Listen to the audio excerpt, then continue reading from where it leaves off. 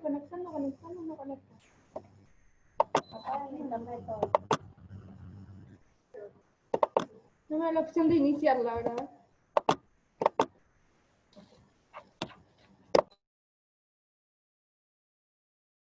Que se dirige al juez para sustanciar otro proceso sobre una cuestión que ya ha sido juzgada y que ponga en peligro, obviamente, la resolución anterior.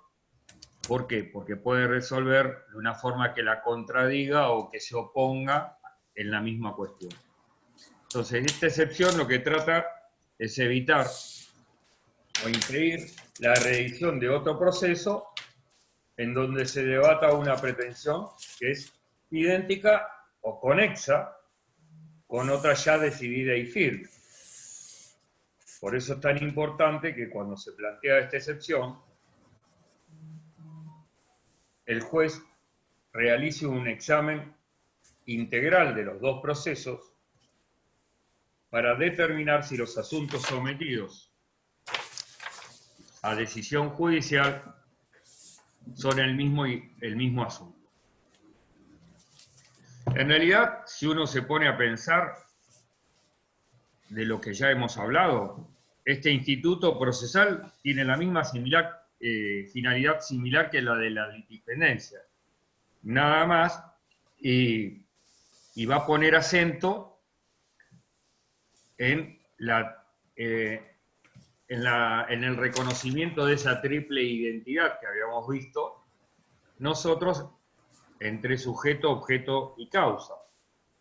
Pero si ustedes leen el Código de Nación, que ha mejorado la redacción de nuestro artículo 345, van a observar que le agrega un párrafo al tema en esta materia, porque si bien nosotros pensamos que para que se dé el caso de la cosa juzgada tiene que haber identidad,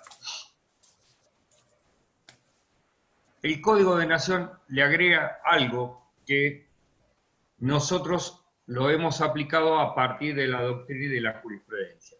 Fíjense que dice el artículo 345 sexto del Código de Nación. Cosa juzgada. Perdón, 347 inciso sexto.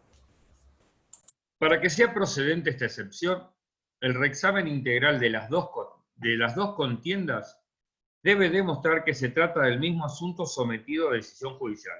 Hasta acá es exactamente lo mismo que la litispendencia por identidad. O que de existir continencia, conexidad, accesoriedad o subsidiariedad, la sentencia firme ya ha resuelto lo que constituye la materia o la pretensión deducida en el nuevo juicio que se promueve. ¿Esto qué es? Que en realidad hay situaciones que no pueden ser resueltas nuevamente porque guardaban una relación de conexión o porque de accesoriedad o subsidiariedad la cuestión nueva con la cuestión ya resuelta de manera vieja. Entonces, la cosa juzgada dictada en el otro proceso la va a abarcar. Y siempre ha dicho la Corte en este punto que la cosa juzgada que implica la estabilidad de las decisiones judiciales, en realidad integra también el derecho de propiedad de la parte. Es decir, si alguien tiene una sentencia que le favorece, esa sentencia pasada en autoridad de cosa juzgada integra su patrimonio y está protegida por el derecho constitucional de propiedad del artículo 17. También vamos a tener en consideración que aquello que se resuelva respecto del planteo de cosa juzgada como excepción de previo y especial pronunciamiento, de acuerdo al criterio de la Suprema Corte de la Provincia de Buenos Aires, si la acoge, esa decisión es definitiva a los efectos de la interposición de los recursos extraordinarios.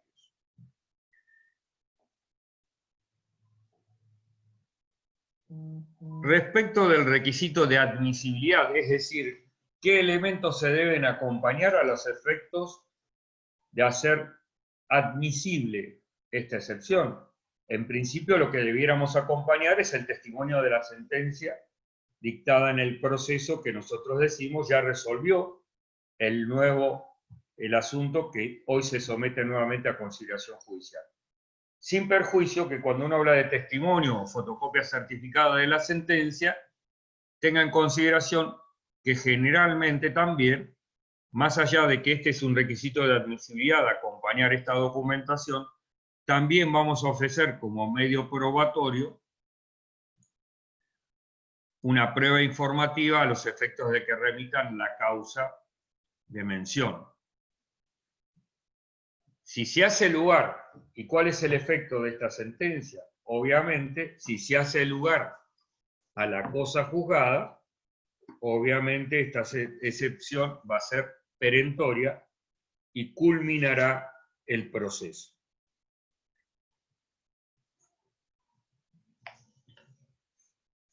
¿Alguna pregunta en materia de excepción de cosa juzgada?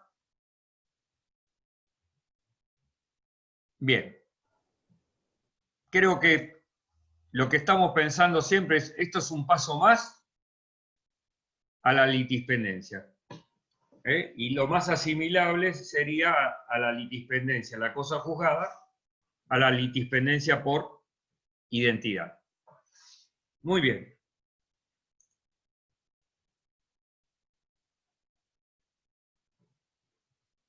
Estaba mirando, perdón, estaba mirando las preguntas por chat. Bien, vamos a seguir con el análisis de las excepciones. La siguiente, la del inciso séptimo, nos habla de transacción, conciliación o desistimiento del derecho. Si uno mira estas tres excepciones, que obviamente tienen de común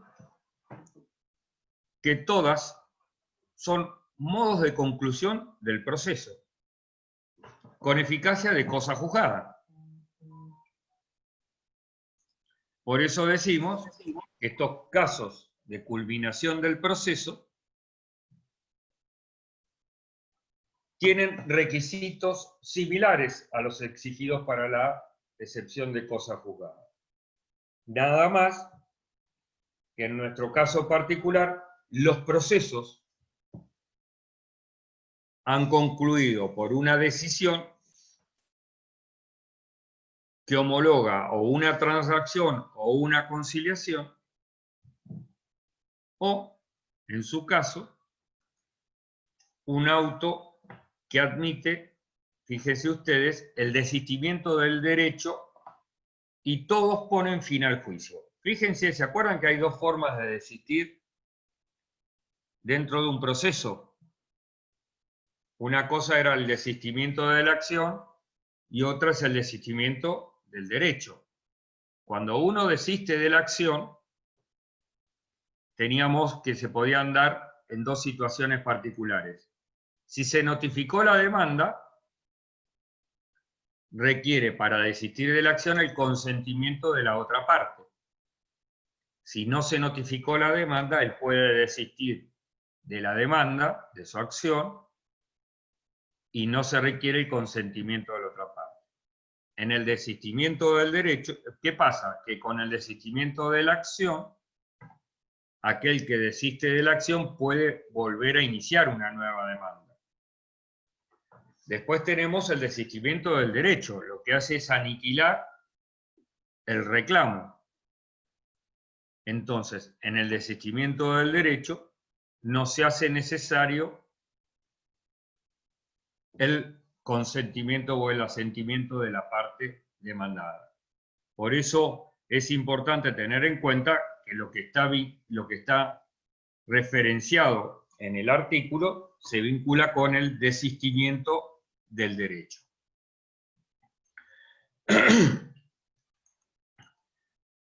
lo que estamos tratando es de que se vuelva a replantear una cuestión que ya culminó con una sentencia que homologó la transacción, homologó la conciliación o tuvo por desistido del derecho. ¿Mm? Obviamente nosotros lo que tenemos que acompañar es o el instrumento o el testimonio de las piezas que acrediten alguno de estos actos procesales. Sin perjuicio, reitero, que pueda solicitarse, obviamente, la revisión del expediente. Y como excepción que es una excepción de carácter perentoria y obsta definitivamente no solamente a la continuación del proceso, sino al replanteo de la cuestión. Cuando uno vamos a tener en consideración algunas pautas en esta materia. En primer lugar, ¿qué es una transacción? En esto, el código actual, en el artículo 1641, define lo mismo que definía el 838 del Código Civil de Vélez Arfield. La transacción es un contrato por el cual las partes, para evitar un litigio o ponerle fin, haciéndose concesiones recíprocas, extinguen obligaciones dudosas o litigiosas. Y fíjense esto que estamos mirando nosotros, que el mismo código le reconoce, a renglón seguido, que produce los efectos de la cosa juzgada. Obviamente, siempre tenemos en cuenta que como es un medio de extinción de obligaciones, es de interpretación restrictiva. También tenemos que diferenciar que esta transacción puede ser judicial o extrajudicial. Fíjense ustedes por qué es importante esta diferenciación. Porque si la transacción es judicial, la voy a hacer valer dentro de un proceso, como acabamos de decir, como excepción previa. Ahora, si yo realicé una transacción extrajudicial, si la quiero hacer valer en un proceso ya que me dan intervención, en realidad ella va a ser mi fundamento de la defensa de fondo que voy a plantear en mi contestación de la demanda. También voy a tener en cuenta que no todos los derechos pueden ser objeto de transacción. En principio solamente pueden ser objeto de transacción los derechos patrimoniales y no aquellos en los que está interesado el orden público.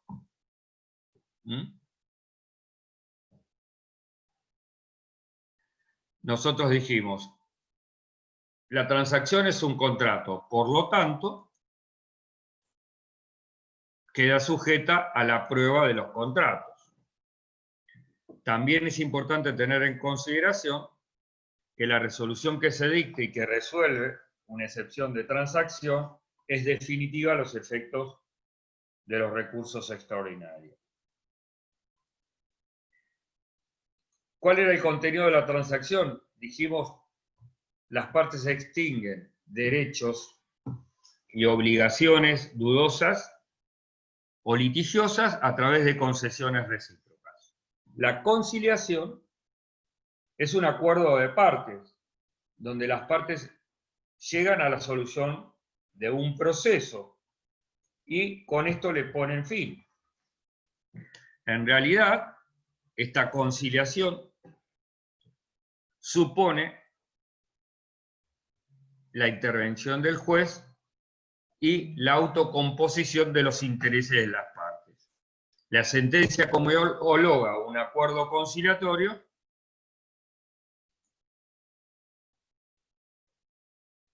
es importante tener en consideración que es comprensiva de la integralidad del instrumento, incluso de lo pactado por las partes, respecto de la carga y modo del pago de las costas. El acuerdo homologado pasa en autoridad de cosa juzgada y eventualmente frente a su incumplimiento, fíjense ustedes que lo vamos a ejecutar a través del procedimiento de ejecución de sentencias previsto en los artículos 497 y siguientes. Y luego el desistimiento del derecho, que como acto, que es lo que tenemos que tener en cuenta, que es un acto jurídico unilateral, donde la parte, en este caso actora, decide abdicar de manera definitiva el derecho que estaba enarbolando en su demanda. Y esta renuncia implica que no solamente va a abarcar a este proceso, sino a cualquiera que quiera entablar en el futuro. Por eso, tengamos presente, cuando el 305 habla del artículo del desistimiento, dice, en la misma oportunidad y forma que se refiere al artículo anterior, el actor podrá desistir del derecho en que fundó la acción. No se requerirá la conformidad del demandado, debiendo el juez limitarse a examinar si el acto procede por la naturaleza del derecho en litigio y a dar por terminado el juicio en caso afirmativo. En lo sucesivo no podrá promoverse otro proceso por el mismo objeto y causa. Fíjense ustedes que esto es importante. No se requiere la conformidad de la otra parte, pero sí el juez debe examinar frente al desistimiento si ese derecho es disponible o no.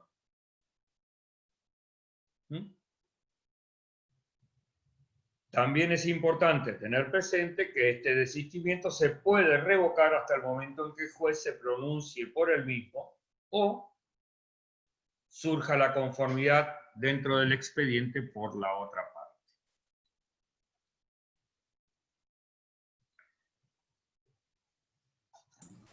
¿A qué se refiere? Sí. ¿A qué se refiere cuando dice que se fije si es un derecho disponible? Y porque hay derechos que son indisponibles para la parte. Los derechos de familia en general son indisponibles. Y por más que yo diga, por ejemplo, que desisto del derecho, el juez no puede tenerlo por desistida a la parte. Claro, está bien. Está claro, en general, los derechos patrimoniales se expresa que son disponibles para la parte. Okay. Pero hay ciertos derechos en que está interesado el orden público y esos derechos son indisponibles. Por eso... Doctor. Sí. ¿Cómo es tu nombre? ¿Quién me habla? Alicia. Alicia, porque no te tengo, perdón, es porque no te tengo en la pantalla y me gusta hablar por ahí. Disculpe mi ignorancia, ¿no? No me digas eso, no me digas eso. Todos somos ignorantes, en mayor o menor medida somos ignorantes, así que... Yo creí haberlo comprendido y ahora me surgió una duda. Sí. Tanto la transacción como la conciliación o el desistimiento tienen que, cuando presentan la excepción, ¿no? ¿Se da en ese momento del proceso? ¿La conciliación o el desistimiento del derecho? No. ¿O tiene que haber existido antes? Claro. Yo te dije que eran muy parecidos a la excepción de cosa juzgada. ¿Por qué? Porque vos decís, mire, acá lo que está reclamando este señor ya fue resuelto en una sentencia que pasó en autoridad de cosa juzgada y que homologó una transacción, o que homologó una conciliación, o que tuvo por desistido al señor del reclamo. Eso, gracias. ¿Entendés? Gracias. Es decir, sí. Por eso, digamos, las tres son formas digamos, como te dije al comienzo, son modos de conclusión del proceso. Está bien. Gracias. Sí. ¿Alguna duda más? Sí. Sí. Angelito. Angelito Di Iorio. Sí, doctor. No te veo, pero te escucho. Espere que ya pongo la imagen. No hay problema. Ahí. Estaba muy alto, ahora sí. Ahí está. Buenas tardes o buenos días. Una pregunta muy básica que siempre se tocó. Perdón, y no... Una cosa que les quiero aclarar. A mí no me molesta que me pregunten. Es mucho mejor que pregunten ustedes sobre la lectura que han tenido o sobre lo que vamos hablando, porque después les facilita la lectura. Así que si tienen que interrumpir 40 veces, a mí no me importa, me encanta, porque nos sacamos las dudas. Sí, te escucho, Ángel. Muchas gracias. Esto es muy básico, pero acá hay un cambio muy importante en muchos aspectos del derecho procesal, cuando al interponerla, ¿se notifica la demanda o después de notificar la demanda? ¿Entiende mi pregunta? Yo cuando notifico la demanda es que la entrego en una oficina de entradas. Disculpen que si no tengo el vocabulario apropiado porque nunca notifiqué una demanda. Sí. Vos, a ver, a partir de la base de que hay una demanda como acto procesal que se va a notificar a la otra parte. Sí. Una vez que vos notificás la demanda, ya quedó trabada la litis. Sí, A perfecto. partir de ahí, al partir del día siguiente de la notificación, te empieza a correr el plazo para contestar la demanda. Pero la demanda yo la notifico cuando la entrego en mesa de entradas. Vos iniciás la demanda se llama por Receptoría General de Expedientes, de ahí se le asigna un juzgado, ¿sí?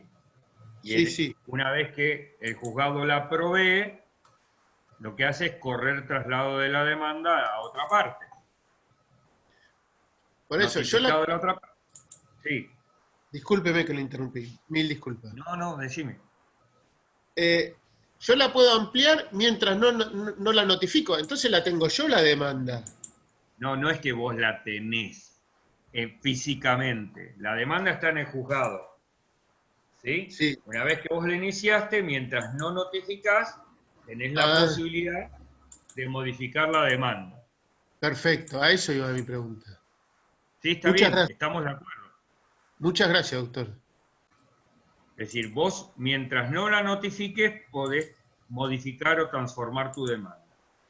Y eso ya Posteriormente a la modificación, lo que vos podés es ampliar la demanda, que te permite el código respecto de nuevos plazos o cuotas, pero es de la misma obligación que vos estás reclamando.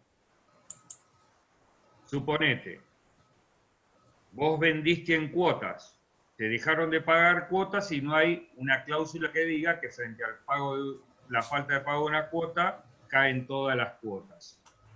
Lo que se llama el típico caso de la caducidad de los plazos. Entonces, vos decís, promuevo la demanda por cobro de pesos. ¿Qué reclamás? Y reclamo las cuotas que vencieron de julio a septiembre. Pero después resulta que de acuerdo a tu contrato, notificás la demanda y de acuerdo a tu contrato van a vencer cuotas en octubre, noviembre, diciembre, enero y febrero, del mismo contrato.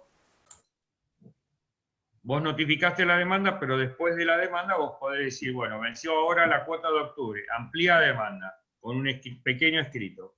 ¿Por qué? Sí. Porque en realidad la acción no la cambiaste vos. Lo que estás modificando únicamente es el quantum de lo reclamado. Está bien. Sí, lo entiendo perfectamente. Por eso hablamos de ampliación de la demanda y no de modificación o transformación de la demanda. Y otra pregunta. ¿Y la demanda se notifica automáticamente o hay un plazo, por ejemplo, 10 días para una vez que entra en el juzgado? No. El principio dispositivo hace que vos seas el que debe provocar el libramiento de la notificación. Muy bien. Es decir, no va a ir el juez o el empleado judicial a revisar los casilleros y a ver qué notificación falta. Esto es, y sobre todo en el caso de este tipo de actos procesales como son los de la demanda. ¿Por qué? Porque si vos vas al artículo 143, vas a ver que hoy por hoy, en lo que es la notificación por medios electrónicos, hay muchas notificaciones que hoy el Código Procesal pone en cabeza del juzgado. Sí. Pero bueno, en principio acordate que los procesos nuestros son se manejan por el proceso dispositivo, es decir, la parte es la que impulsa en principio el proceso. Sí, ya En penal es diferente. No, sí, obviamente. Bueno, doctor, muchísimas gracias, como siempre. Por favor. Vamos ahora a ver el tema este que trae el código de las defensas temporarias. En realidad, este tipo de situaciones lo que hacen es impedir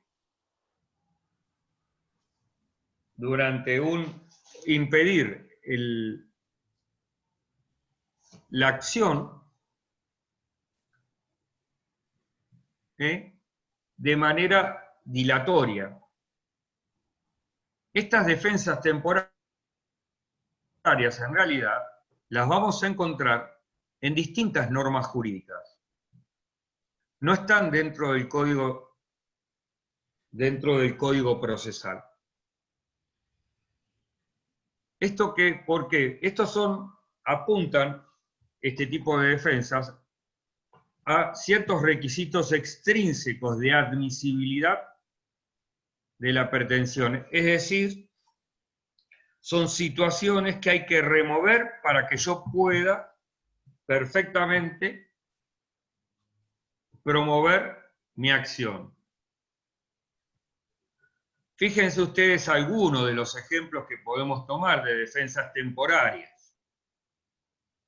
Cuando yo pienso en la fianza, el contrato de fianza simple hace que la obligación del fiador quede subordinada al cumplimiento de la prestación por parte del deudor. En la fianza simple, el 1583 dice que para poder ejecutar los bienes del deudor, previamente hay que ir primero contra los bienes del deudor, perdón. Por eso se dice hay que excutir los bienes del deudor. Y recién acabado ese patrimonio, se puede ir contra los bienes del fiador.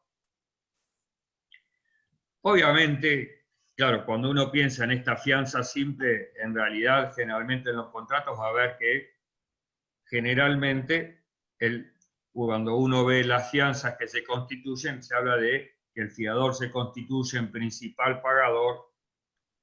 Entonces, ahí, en ese tipo de fianzas, lo que desaparece es esta posibilidad del beneficio de excusión. ¿Por qué? Porque al fiador principal pagador se le van a aplicar las normas de la obligación solidaria. Después, otros casos que aparecen dentro del Código Civil y Comercial, los días de llanto y luto, seguramente alguna vez lo habrán escuchado. Nosotros tenemos la posibilidad de que podemos hacerle aceptar o repudiar la herencia al heredero, porque nos interesa que el heredero incorpore bienes a su patrimonio, o porque le tengo que cobrar al causante y necesito que aparezca el heredero. Entonces, yo tengo esta posibilidad de intimar al heredero del causante a los fines de que acepte o repudie la herencia, como dice el artículo 2289 del Código Civil. Intimación que es judicial. Pero claro, al igual que el Código Civil de Vélez Arfield, establece que esa intimación no puede ser cursada dentro de los 9 días de la muerte del causante. En realidad se imagina que es un plazo tan breve que debe ser muy difícil en la práctica que se dé, y eso impediría entonces, en realidad no sería un impedimento para solicitar al juez que le intime al deudor. Después tienen, por ejemplo, otro caso también es el del derecho de retención, que aparece en el artículo 2587 del Código Civil y Comercial, porque fíjense que el derecho de retención que tiene sobre la cosa el acreedor es porque realizó un arreglo o algo sobre la cosa y no puede ser desapoderado de la misma hasta tanto se le pague la deuda. En la ley de sociedades también tenemos el artículo 56, que me habla que si yo quiero ejecutar la sentencia contra la sociedad,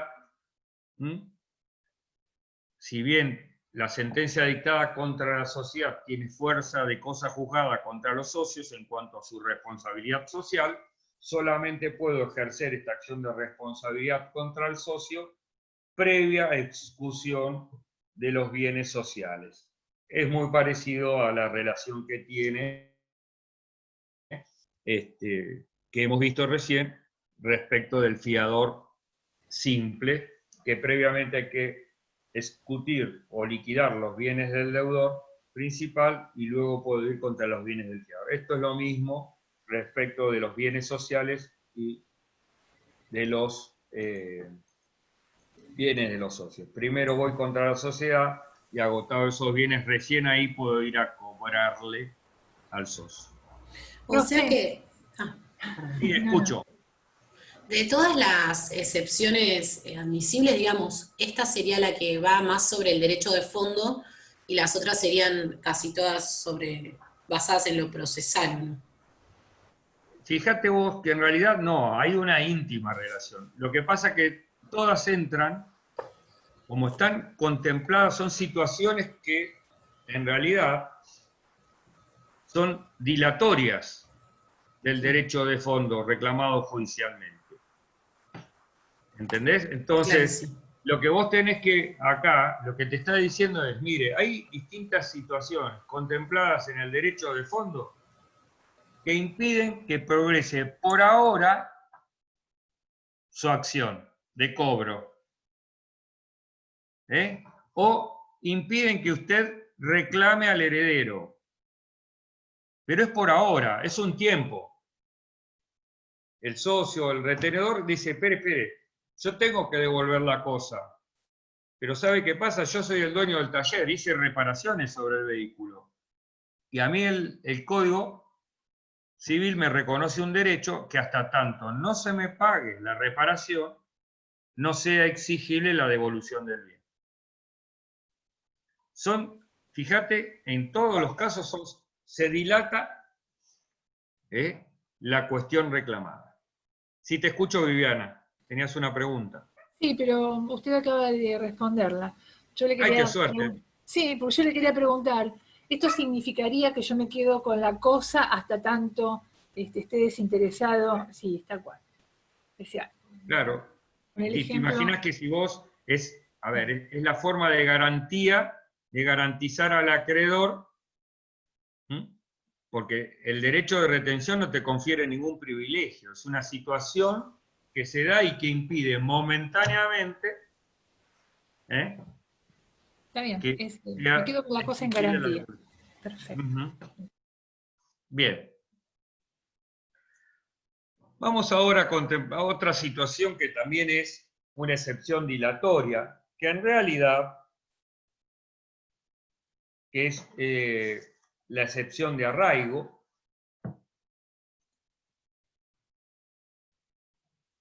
Me dicen que hay alguien con el audio abierto que hace interferencia. No, doctor, ya está, era una radio, pero ya la apagué. Por lo menos a mí me hace. No, bueno, perfecto. Gracias, Celina. Bien. Vamos al tema del arraigo, que aparece en el artículo 346. El arraigo, en realidad, es una excepción también dilatoria y que implicaría que aquel extranjero que viene al proceso, como dice el código, el que no tuviere domicilio o bienes inmuebles en la República, cuando se habla de domicilio obviamente se vincula con el concepto de domicilio real, será también excepción previa a las de arraigo por las responsabilidades inherentes a la demanda. En realidad, cuando uno piensa en el arraigo, está pensando en que este sujeto que viene con domicilio extranjero y que además no tiene bienes inmuebles en el país, le voy a pedir una garantía de que, para que me asegure el pago de las costas del proceso si eventualmente es condenado. La verdad es que acá lo que le estamos pidiendo a este actor que está reclamando es que muestre una solvencia de carácter específico. Fíjense ustedes, que le estoy pidiendo que acredite solvencia con bienes inmuebles. Lo que pasa que este tipo de excepciones que nos marcan una diferencia entre del tratamiento entre los sujetos procesales, donde se pone acento en la distinta nacionalidad o domicilio, en realidad es un requisito, es una situación que está siendo desplazada por los tratados internacionales. Fíjense ustedes que si yo tomo en cuenta el tema del Mercosur, en el protocolo de cooperación y asistencia jurisdiccional en materia civil, comercial, laboral, suscrito por los Estados partes del Mercosur, el protocolo de las leñas, allá por 1992, precisamente contempla que no puede haber diferencia de tratamiento entre todos los miembros de los Estados partes, con lo cual este tipo de excepción en general es desplazada por los tratados internacionales. Obviamente que será el juez que en definitiva, si prospera esta excepción dilatoria, el que tiene que fijar el monto de la caución que debe otorgar aquel que tiene su domicilio en el extranjero. Y queda, obviamente, será el juez. Y es una excepción de carácter dilatorio. Por lo tanto, si el juez le va a fijar un plazo a los fines de que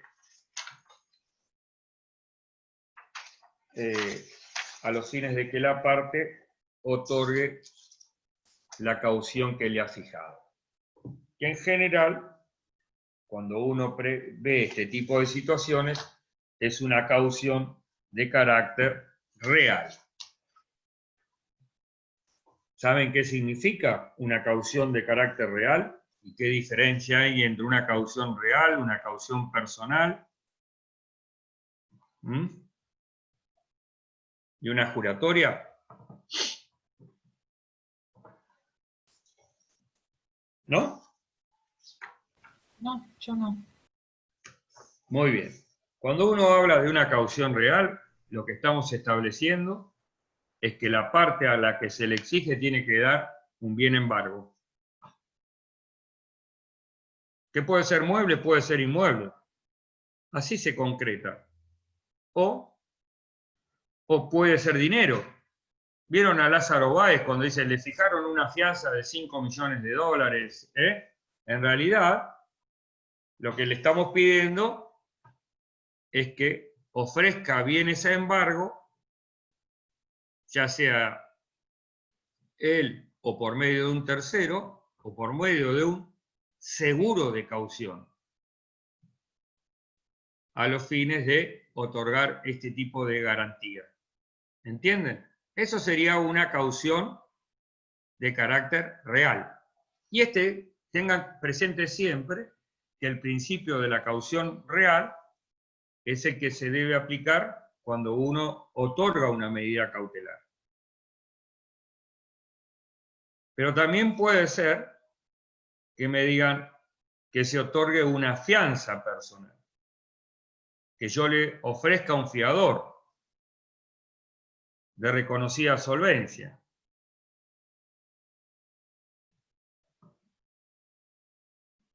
Si me ofrecen a mí, van muertos, pero bueno. Pero puede ser que yo tenga un sujeto de reconocida solvencia y diga, bueno, si me interesa, obviamente,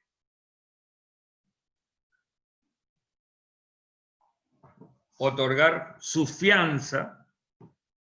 Y también está lo que comúnmente se conoce como caución juratoria. Caución juratoria no es nada más y nada menos que yo estoy mirando al sujeto que pide esta medida cautelar y va si es un sujeto de notoria solvencia. No me agrega ni me quita nada. ¿Por qué? Porque generalmente, por ejemplo, si es un banco el que está litigando, es un sujeto de reconocida solvencia. Por eso cuando litiga un banco y pide una medida cautelar, en general el juez le dice, está bien, basta con que usted otorgue una caución juratoria a los fines de que yo le acceda a su pedido de medida cautelar. ¿Comprenden? Es muy simple esto.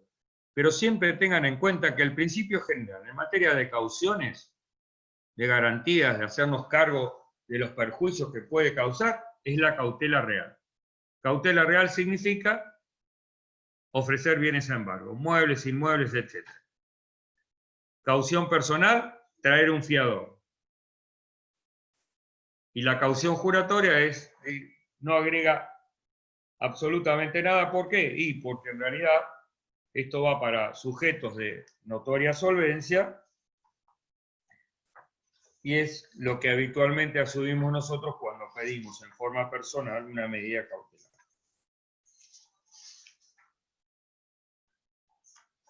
Dentro de las defensas también que encontramos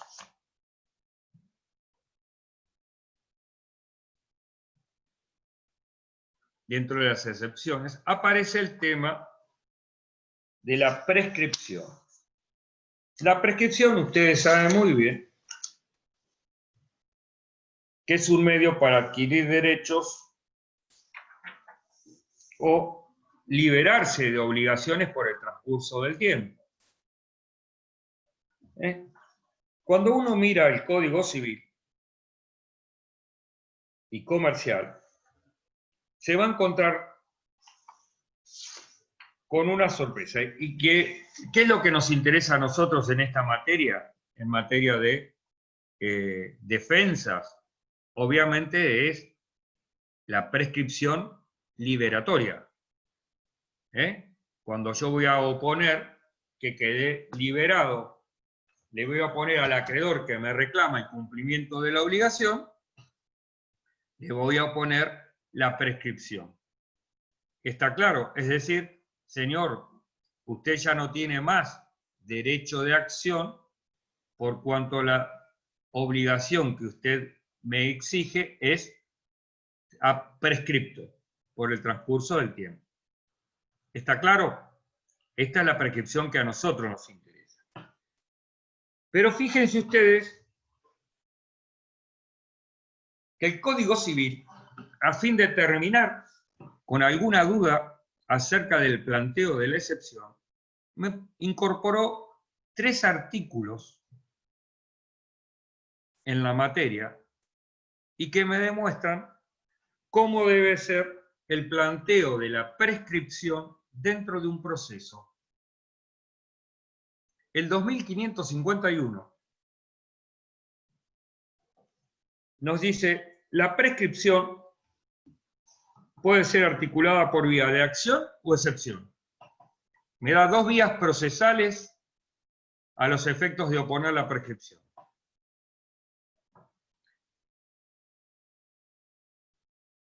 En el 2553 me dice,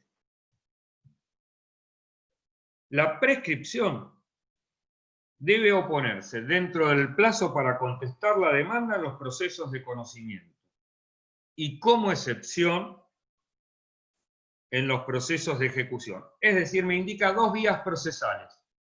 Ya no existe más en los procesos de conocimiento la excepción de prescripción. Va a integrar la defensa de fondo. Solamente subsiste como excepción en los procesos de ejecución. artículo 504, ejecución de sentencia, 542, dentro del proceso ejecutivo.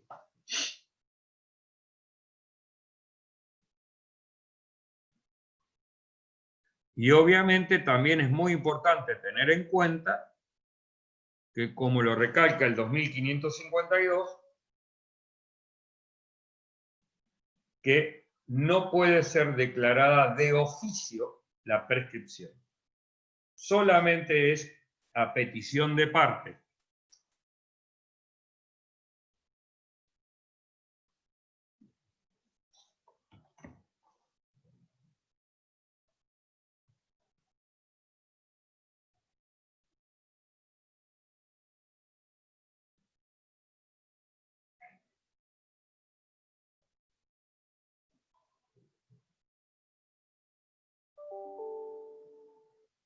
Ahora bien, si ustedes ven el trabajo que yo les he enviado, aparece una particularidad dentro del proceso que se llama lo dicho de excepciones bilaterales. ¿Qué pasa, por ejemplo, si se presenta el doctor Franco Gentile, me contesta la demanda y me dice, tal como lo acredito con el poder que me ha otorgado, leo los nombres de ustedes y los utilizo, tal como lo acredito con el poder que me otorgó Daniel Quevedo, soy apoderado del mismo. Y me contesta la demanda. De la contestación de la demanda, puede ser que él acompañe documentos o no. Y no se me corra traslado alguno. Pero yo observo que el poder que acompañó a Franco Gentile, que decía que era apoderado de Daniel Quevedo, el poder que le había otorgado Daniel era para iniciar un juicio laboral o para contestar demandas laborales exclusivamente, pero no para contestar una demanda de neto corte civil y comercial. ¿Cómo hago yo en ese tipo de situaciones para cuestionar la personería de Franco en la contestación de la demanda?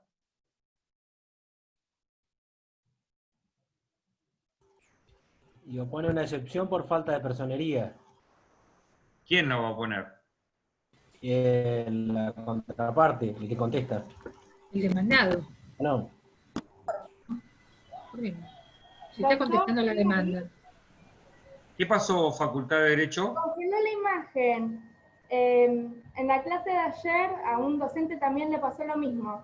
Así que no sé si quiere retomar lo último que dijo. No, pero los chicos me escuchan bien. Ahí está. Sí, ahí volvió, porque en un momento se había congelado y pasó lo mismo ayer. Es por el No, pero debe ser tuya, ¿eh? Debe ser el problema de ustedes, no por mala conexión. O capaz es porque se está grabando desde la nube. Bien. No, estamos hablando de que el que se le presenta la situación es al actor, que dice, oh, el demandado se presenta con un apoderado que no tiene poder. ¿Puedo yo cuestionar? O el demandado que se presentó, en vez de venir el representante legal, vino el menor.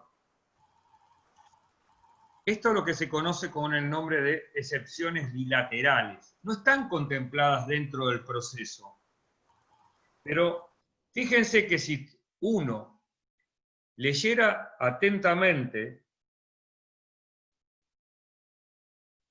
el artículo 345, va a ver que sí, en definitiva, surge el concepto del mismo, porque dice, falta de legitimación para actuar, falta de personería en el demandante o en el demandado o sus representantes. Quiere decir que está previendo la situación de que el demandado comparezca sin un representante con poder suficiente o que comparezca el demandado siendo incapaz. O el tercer caso, el tercer inciso, que habla de la falta de legitimación para obrar en el actor o en el demandado. Entonces, lo que se ha admitido por parte de los autores es que se pueda plantear por el actor frente al demandado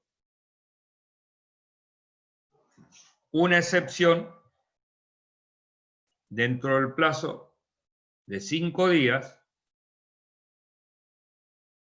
donde uno alegue este tipo de deficiencias.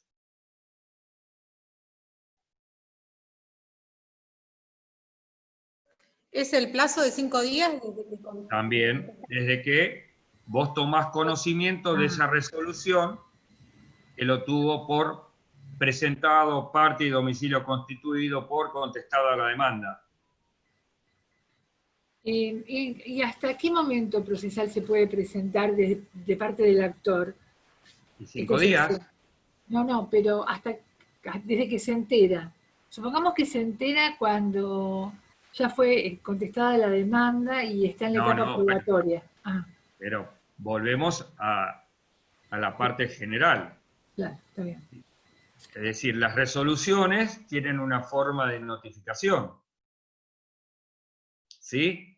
Y para esto siempre recuerden que el principio general en materia de notificaciones, ¿cuál es?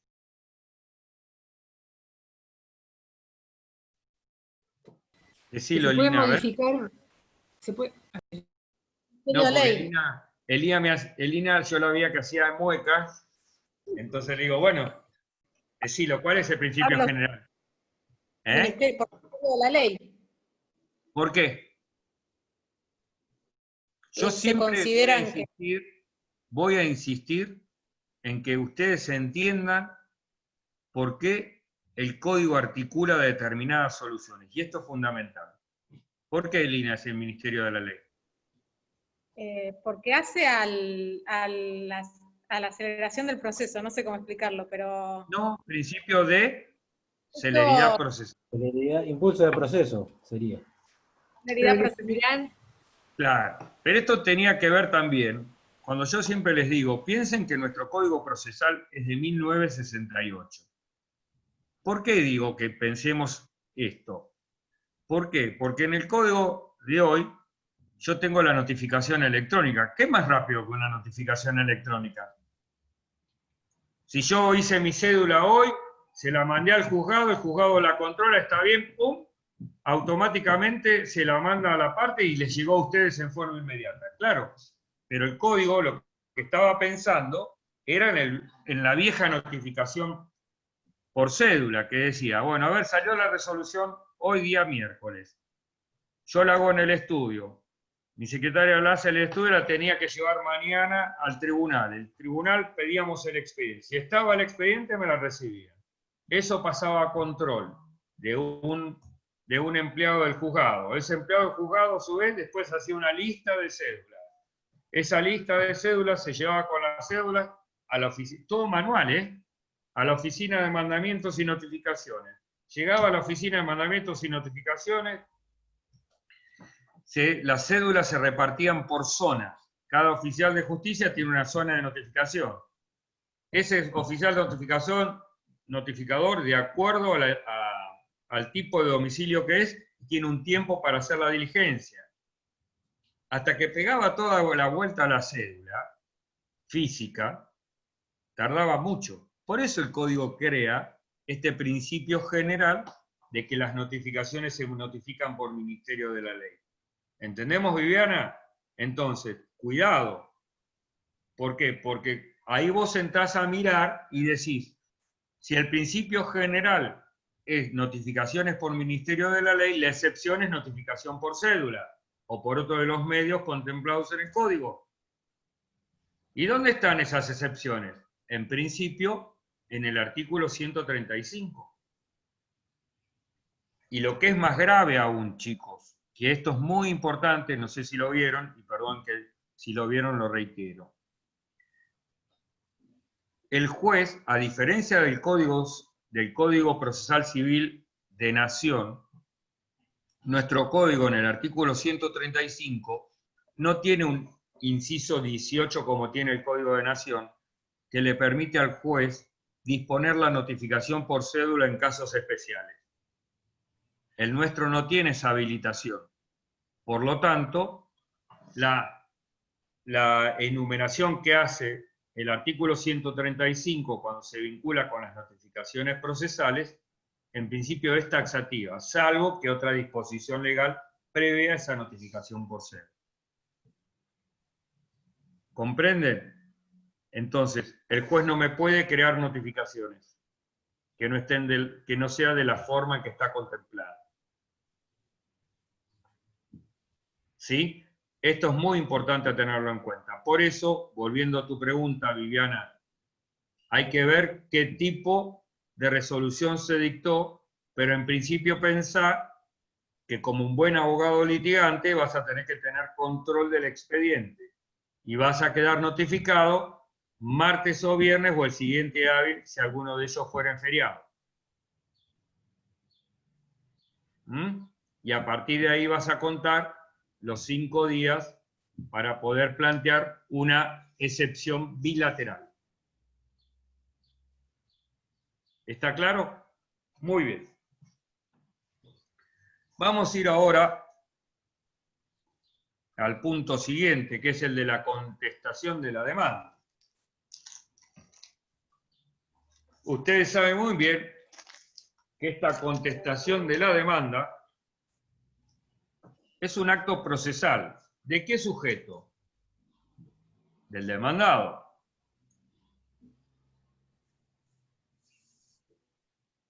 Que dentro de lo que es un proceso de conocimiento de carácter ordinario,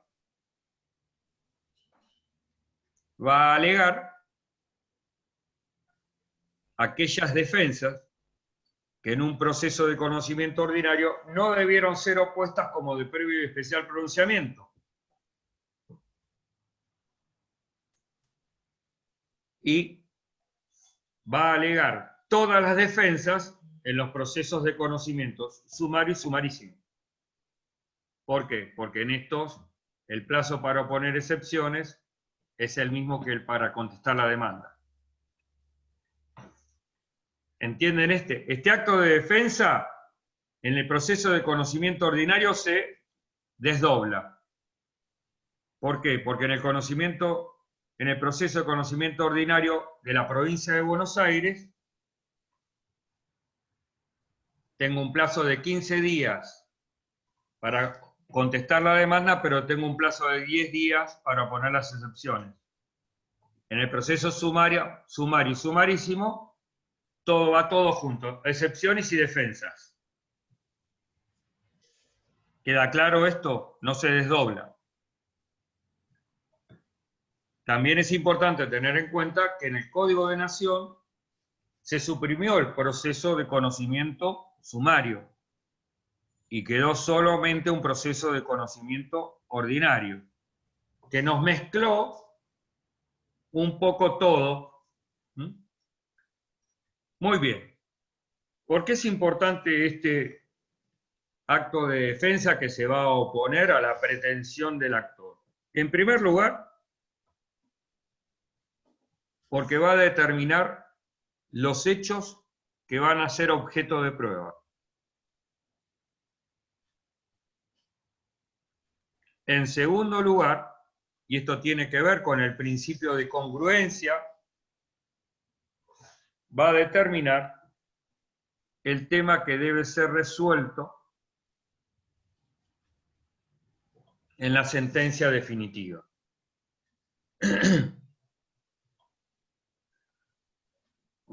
Con la contestación de la demanda va a quedar integrada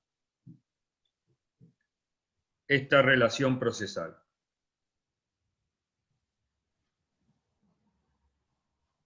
Produce dos efectos principales. En primer lugar, para el demandado que no opuso excepciones y no ha recusado sin causa, ya no puede hacerlo en lo sucesivo. En segundo lugar,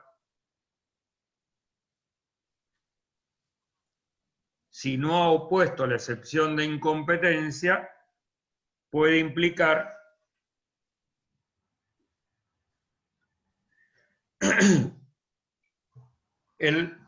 la aceptación de esa prórroga de competencia en razón del territorio y las personas.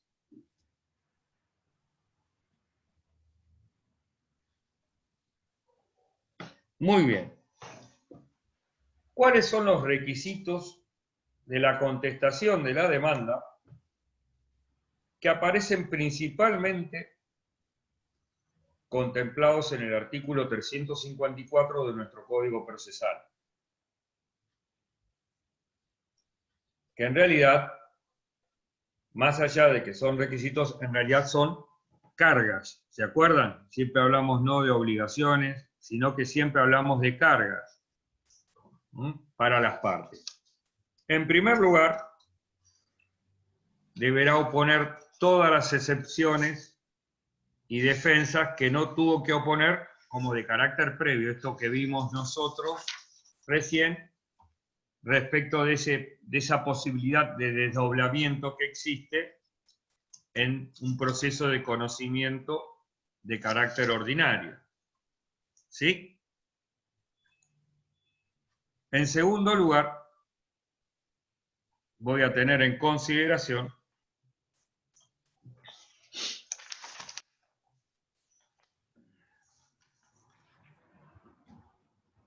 dentro de las cargas que se le imponen,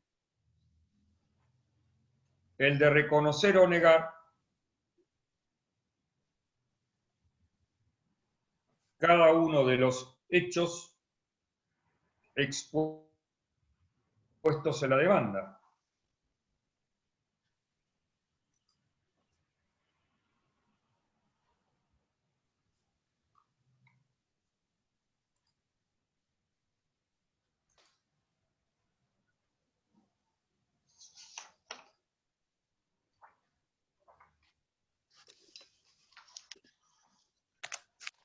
Esto es importante, y esto lo vamos a ver ahora cuando tratemos el punto del silencio. En realidad, cuando se habla de los hechos que uno debe reconocer o negar, en realidad esta carga se vincula con los hechos personales, no con cualquier hecho. ¿Me entienden? Esto es importante tenerlo en consideración. Estamos viendo de que a mí me están relacionando con una serie de hechos en los cuales yo he participado. Por eso decimos que este silencio y esta carga de reconocer o negar puntualmente el hecho se vincula con los hechos en los cuales yo he intervenido. ¿Por qué? Porque en relación a hechos que han ocurrido con terceros, yo qué sé qué pasó. Más allá que uno generalmente termina haciendo una negativa particular, que es lo que exige el código, respecto de hechos que en realidad no debieran ser negados por nuestra parte. ¿Por qué es importante esta carga de reconocer o negar? Porque claramente el código establece que el silencio, las respuestas evasivas o la negativa meramente general podrá ser interpretada como reconocimiento de los hechos, dice,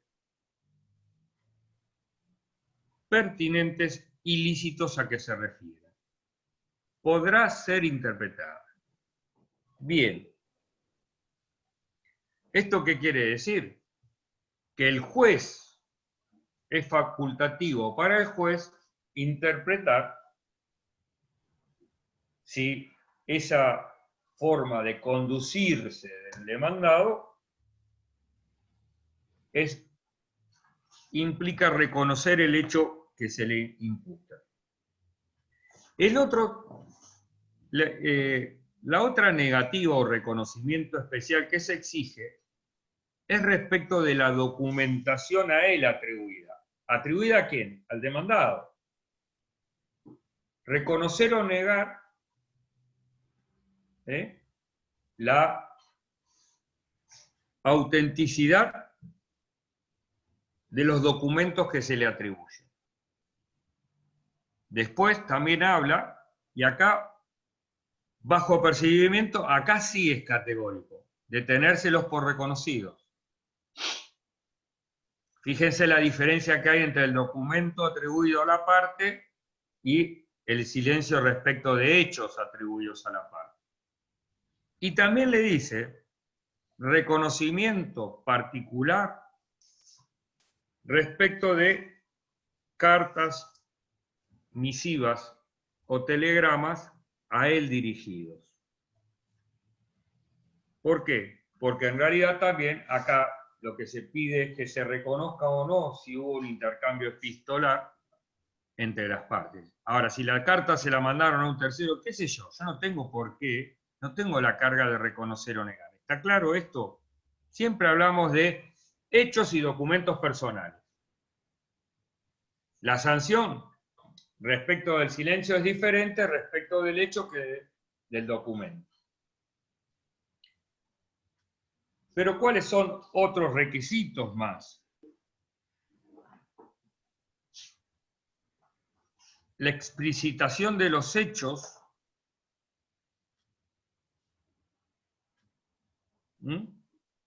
que se alegaren como fundamento de la defensa, obviamente. También es importante otro tipo de cargas, más allá de algunas que están establecidas por remisión en el artículo 330, como la de constituir un domicilio dentro del radio del juzgado, constituir hoy un domicilio electrónico. Además, hoy se ha agregado otro requisito más, que es el número telefónico celular. Denunciar el domicilio real. ¿Por qué? Y esto es importante, acá nos remitimos a lo que eran los artículos 40, 41 y 42. ¿Por qué? Porque hay cierto tipo de notificaciones que van a hacer que el código impone sean dirigidas a ese domicilio real.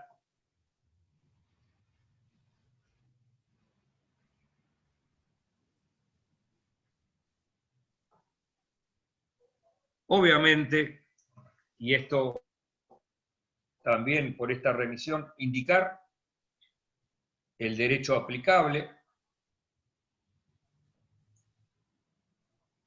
Respecto de la prueba documental, acá tenemos que diferenciar. La prueba documental debe ser siempre ofrecida o acompañada o ofrecida tanto en la demanda como en la contestación como en la recomendación. Siempre. Pero yo siempre hago un distingo que es muy importante tener en consideración. Y esto anótenlo porque es importante. Respecto de la prueba documental, yo tengo la carga de acompañarla en original, la que obra en mi poder. Por eso se dice, yo siempre digo que la prueba documental se acompaña o se ofrece. ¿Por qué? Porque la que no obra en mi poder, yo tengo la carga de individualizarla e indicar en poder de quién se encuentra.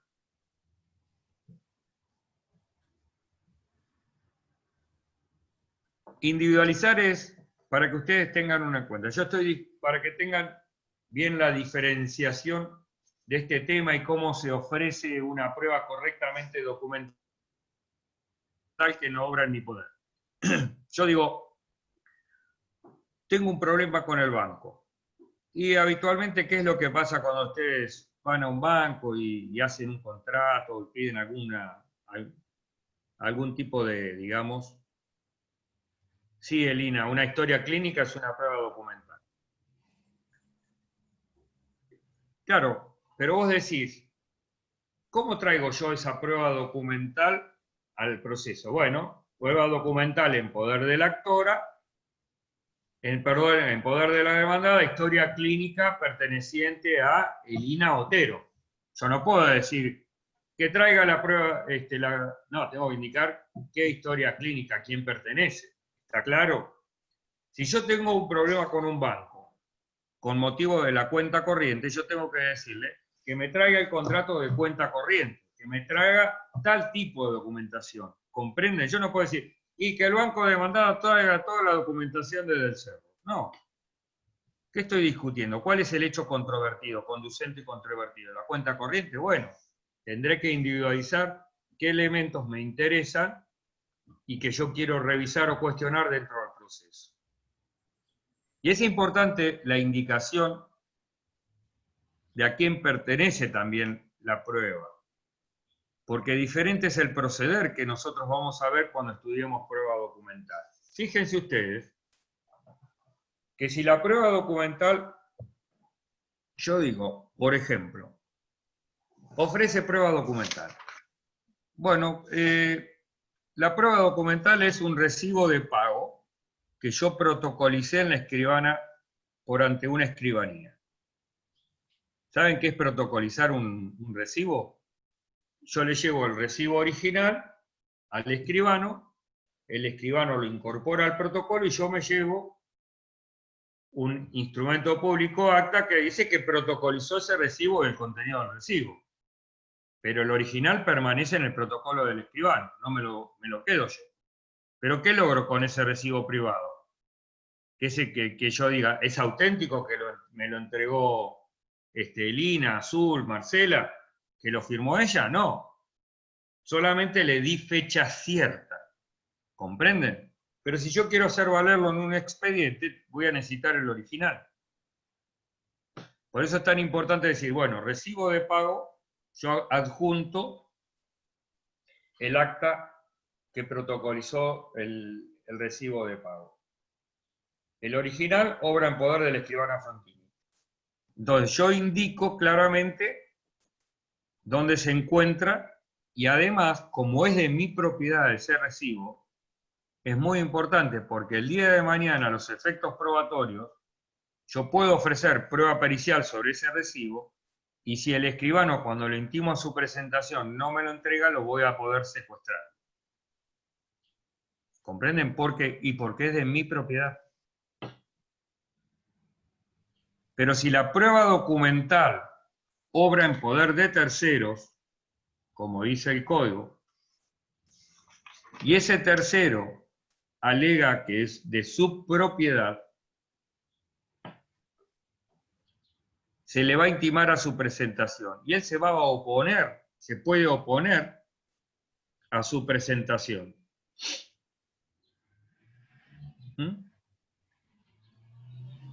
Si el documento fuere, como dice el artículo 387, de su exclusiva propiedad y le puede ocasionar perjuicio su exhibición. ¿Y esto por qué? Porque en estos casos en los que yo ofrezco prueba documental en poder de tercero, que es de propiedad del tercero, voy a tener presente que si el tercero se niega a su exhibición, aquel hecho que yo quiero probar a través de ese documento lo voy a tener que probar por otros medios probatorios. Eso pasaba antes con las historias clínicas, como dijo Elina. Hace muchos años pasaba con las historias clínicas, que las instituciones claro, lo que pasa que se las adueñaban. No es que se las adueñaban. En realidad, el tema de la historia clínica, que hoy obviamente tiene una legislación especial sobre la materia, tenía una particularidad, es que yo no la tenía en mi poder y podía ser modificada. Hoy hay toda una legislación en la materia de cómo se debe llevar esta historia clínica, y sobre todo que en los juicios de mala praxis generalmente se va a recurrir a solicitar a fin de evitar esa adulteración en aquellos casos en los cuales uno quiere accionar, en general a través de una medida de prueba que está expresamente prevista en el Código de Nación, en el artículo 326, en un inciso que se le agregó, a lo que es la prueba anticipada. Y la prueba anticipada es el secuestro de la historia clínica. Pero bueno, esto es importante que tengan ustedes en consideración. Ofrecer la que está en mi poder o indicar la que no está en mi poder. después veo cómo me conduzco. Por eso siempre la prueba documental siempre va con la demanda, con la contestación y con la reconvención. Y se ofrece, se acompaña o se ofrece. Y respecto de los, salvo en el proceso de conocimiento ordinario. Disculpe, Sí, Agustina. te consulto, no me queda claro. Entonces se acompaña la que está en mi poder y se ofrece individualizando la que no estaría en mi poder. Claro, y hay dos cargas a cumplir. Individualizarla y decir en dónde está. Perfecto, gracias. De nada. Respecto de los procesos sumario y sumarísimo, los medios probatorios se ofrecen todos con la demanda, la contestación. Esto es muy importante en materia probatoria. En el Código de Nación, al desaparecer el proceso de carácter ordinario y crearme un solo proceso de conocimiento, fíjense que hay algunas cargas más que no las tenemos nosotros y que son importantes a tenerlas en consideración. Por un lado, todos los medios probatorios se ofrecen con demanda, contestación y reconvención. En segundo término, en materia de prueba testimonial, más allá de que no tiene sanción, se me agrega una carga, y es la de indicar en materia testimonial qué quiero probar con los testigos. Es decir, yo voy a ofrecer a María como testigo. Entonces, si yo ofrezco a María, la individualizo, pero además, en el caso de María voy a decir, con María quiero probar la relación laboral. Era una compañera de trabajo que ingresó, entonces yo ya le estoy indicando al juez de antemano por qué estoy ofreciendo el testigo. Lo que se quedó en la mitad, digamos, el Código de Nación es que no trae ningún tipo de sanción para la falta de cumplimiento con esta carga. Esto es tanto para el actor como para el demandado. ¿Pero por qué es importante? Y porque el juez, cuando tenga que proveer la prueba, va a decir, a ver, ¿la relación laboral está reconocida o no está reconocida? Si está reconocida, ¿para qué quiero a María en el proceso? ¿Me entienden?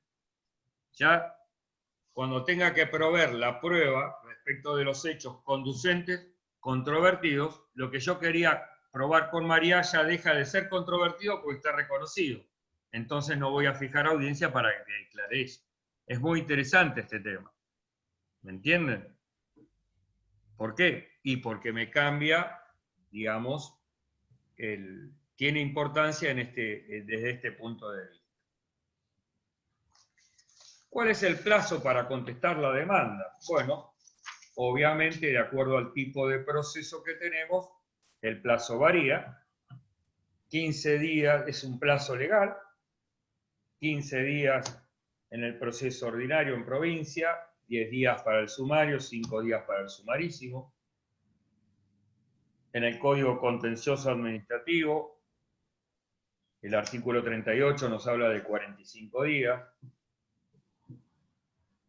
Y tengo que tener en consideración que este plazo, de acuerdo al artículo 158 del Código Procesal, se va a ampliar por un día cada 200 kilómetros o fracción que no baje de 100.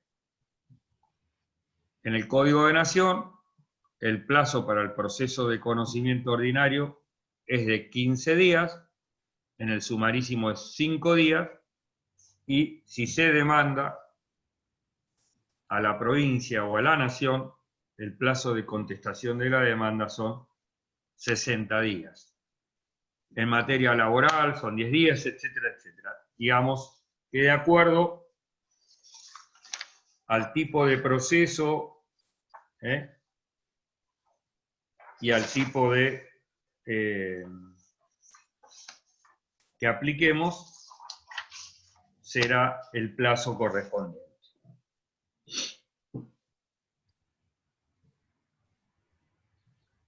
¿Qué es esto de la negativa genérica?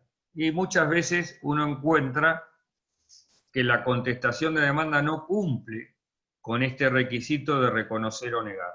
Muchas veces lo que ustedes van a ver, en primer lugar, en las contestaciones de demanda, negativas en exceso. Algunas que son inocuas. ¿Por qué? Porque ¿qué voy a negar yo? Fíjense, si yo tengo un instrumento público, tengo que apreciar en el instrumento público qué cosas yo puedo negar y qué cosas yo debiera negar. Perdonen, estoy dando clase, Mariana, ahora te llamo. ¿Qué cosas, además de negar, yo luego tengo que plantear lo que se llama la impugnación por falsedad, que está en el 393? Si yo digo, veo un instrumento público, ¿se acuerdan esto? Esto ya lo vieron, ustedes lo vieron. El instrumento público hace plena fe. ¿Pero qué parte del instrumento hace plena fe? Solamente aquello que el escribano dice pasó por ante él. ¿Comprenden? Ahora, si viene Franco y dice que le vendió a Elina una propiedad, que esa propiedad, la venta se efectuó en $80.000, que con anterioridad le entregó Elina $60.000 y que en este acto, dice el oficial, el escribano, está pagando el saldo de precio que son $20.000 por ante mí. ¿Qué es lo que hace plena fe? Si yo les pregunto a ustedes de ese relato, y es oponible a terceros, y tiene que ser impugnado de falsedad o, como decía antes el Código Civil, redarguido de falsedad. Lo que hace plena fe serían los $20.000 en el acto. Hay toda una cuestión. Primero, hace plena fe que Franco dijo que antes de ahora, lo que no hace plena fe es lo que Franco dijo que pasó ante ahora. Que lo dijo Franco hace plena fe, pero que le entregó antes de ahora, eso basta que yo pueda demostrar con simple prueba en contrario que es mentira, que Elina no tenía capacidad de pago. ¿Comprenden? ¿Por qué es esto importante? Porque muchas veces en el análisis que uno tiene que hacer, es que tiene que diferenciar estas situaciones. Supongamos que Elina y Franco están siendo demandados por simulación. Por un tercero que dice, Franco se insolventó y le vendió a Elina una propiedad que se la transfirió. Y Elina es la novia de Franco, perdón, ¿no? Espero que no se ofendan. Se ha formado una pareja. ¿Bien? Entonces, yo quiero decir, como es justamente en este que es un caso típico del litisconsorcio pasivo necesario, porque los dos que intervinieron en el acto fraudulento, van a ser demandados. Lo que dijo Franco, que antes de ahora Elina le entregó $60.000, en realidad, yo digo, eso es mentira. Yo puedo demostrar con simple prueba en contrario, dentro aún del proceso, que había incapacidad patrimonial para ese pago. Ahora, los 20.000 que el escribano dice que pasaron por ante él, ahí sí yo tengo que impugnar de falsedad. Y en esa impugnación de falsedad voy a tener 3 demandados. Elina, Franco y el escribano. ¿Vieron cómo se complejiza todo? Entonces, para poder demostrar que hay una falsedad, en algunos casos basta con que yo niegue para que el otro tenga que demostrar. En otros, yo voy a tener que no solamente negar y probar, y en otros voy a tener que negar y promover un incidente de redargución de falsedad. Qué actividad compleja, ¿eh? No es tan simple. ¿Y por qué les decía, y con esto culmino la clase de hoy? Muchas veces se encuentran con demandas que son muy malas. Yo las llamo demandas circulares. ¿Por qué las llamo demandas circulares? Porque no se respetan ciertas técnicas de escritura, en el sentido de que lo que se pide a aquel que redacta algo es que por lo menos respete los tiempos en que han acaecido los hechos, la forma en que suceden los hechos. Y se encuentran con que van y vienen sobre temas. Y a mí me dicen reconocer o negar puntualmente los hechos alegados por el actor. Y muchas veces, ¿yo qué hago? Estoy con mi demanda, entonces voy a contestar la demanda, a ver qué dijo en el primer párrafo: niego que el señor haya tal. Niego. Claro, y después, en estas demandas que son muy malas, desordenadas, puede ser que yo diga, uy, este hecho lo negué o no lo negué, este documento lo negué. Y incorpore una negativa más, que quizás reiterada. Pero es preferible eso a que el día de mañana me digan, y este hecho lo reconoció, este documento no lo reconoció. ¿Entienden? Obviamente, esto es un detalle que siempre tenemos que tener en consideración al momento de ejercer el derecho de defensa de nuestro cliente. ¿Mm? ¿Qué sentido tiene que yo niegue que el escribano, que es falso que le pasaron los $20.000 por ante el escribano, si después no promuevo un incidente, una redargución de falsedad? Quedó incompleto, esa negativa es inocua. A los efectos de la resolución el juez va a decir, mire del Cerro, usted esto lo negó, pero como después no promovió la redargución de falsedad, ese hecho se está reconocido.